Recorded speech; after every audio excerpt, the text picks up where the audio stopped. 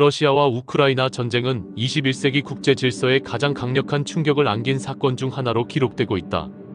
2022년 2월 24일 러시아는 우크라이나에 대한 전면 침공을 개시했고, 이는 단순한 지역 분쟁을 넘어 전 세계 정치, 경제, 안보에 지대한 영향을 미쳤다. 많은 이들은 이 전쟁이 갑작스럽게 터진 것으로 인식하지만, 실상 그 발발 원인은 수십 년에 걸친 긴장과 갈등, 이해관계가 복잡하게 얽힌 결과물이다.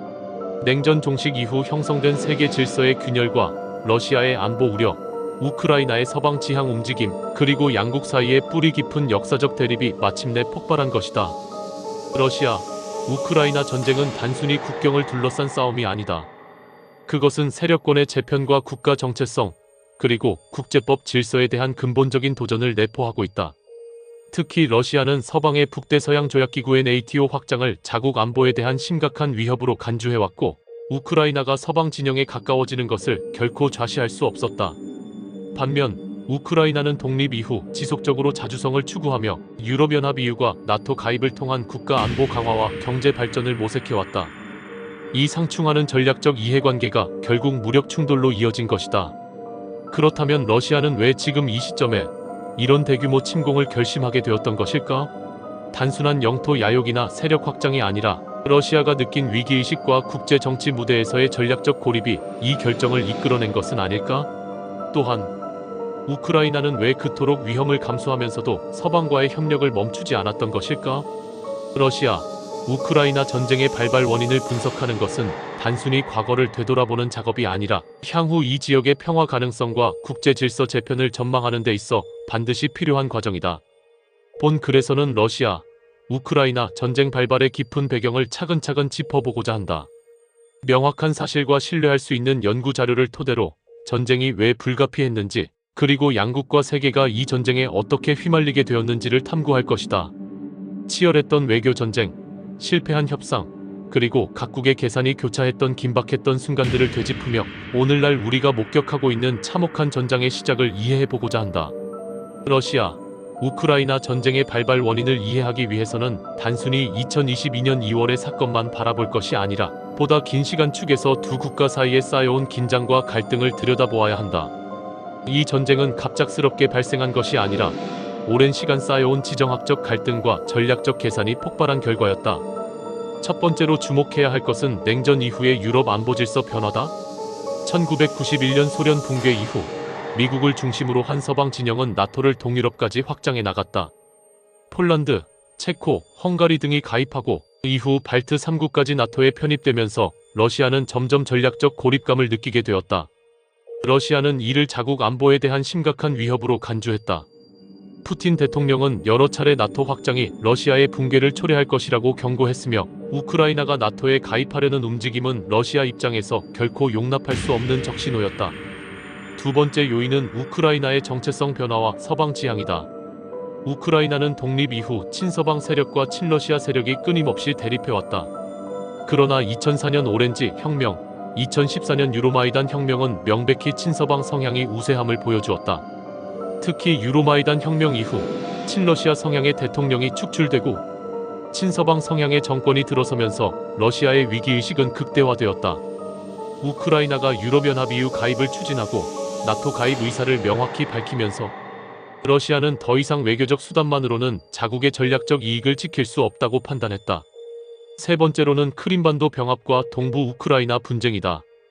2014년 러시아는 우크라이나로부터 크림반도를 병합했으며, 이는 국제사회로부터 강력한 비난을 초래했다. 그와 동시에 돈바스 지역 도네츠크, 루한스크에서는 친러시아 분리주의 반군이 일어나 내전이 시작되었다. 러시아는 이 지역 반군을 지원하며 우크라이나를 지속적으로 압박했다. 그러나 8년간 이어진 갈등은 근본적인 해결책을 찾지 못했고, 이는 양국 간 불신을 극도로 심화시켰다.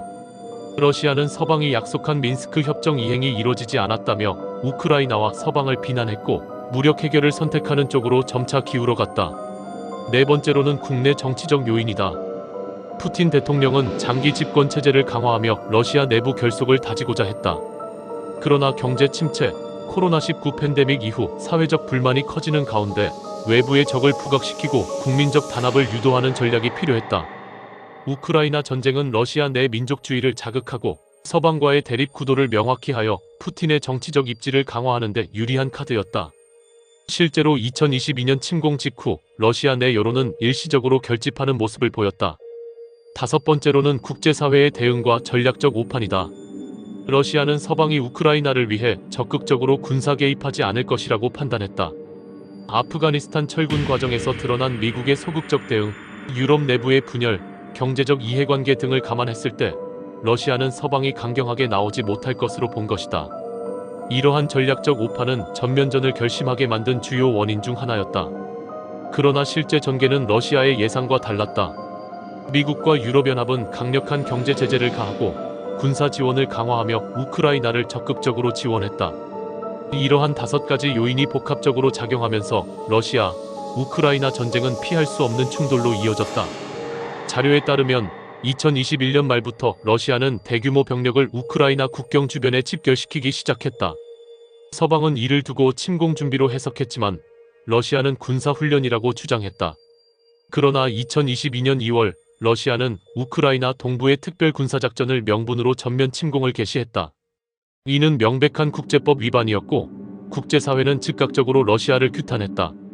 미국 외교협회 CFR 자료에 따르면 러시아는 우크라이나의 비무장화와 탈라치화를 목표로 내세웠지만 실제로는 친러시아 정권을 수립하고 전략적 완충지대를 확보하려는 의도가 분명했다.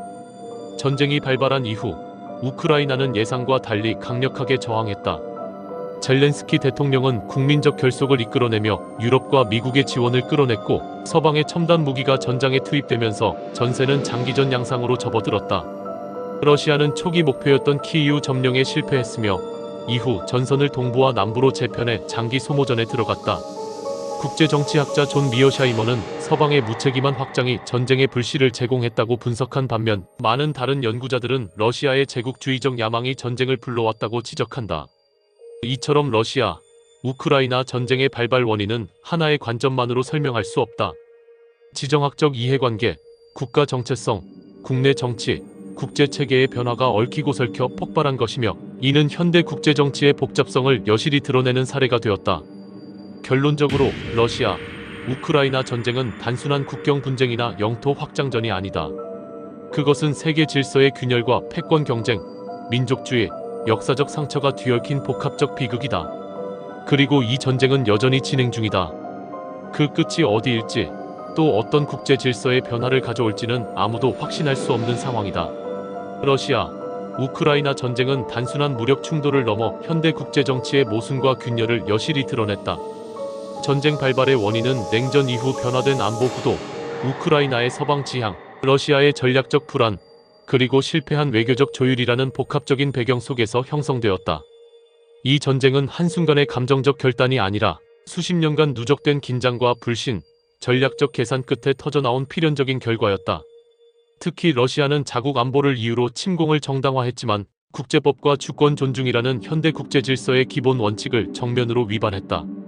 우크라이나는 전례 없는 저항을 통해 세계의 주목을 받았고 서방은 예상보다 단결된 모습을 보이며 지원을 이어가고 있다.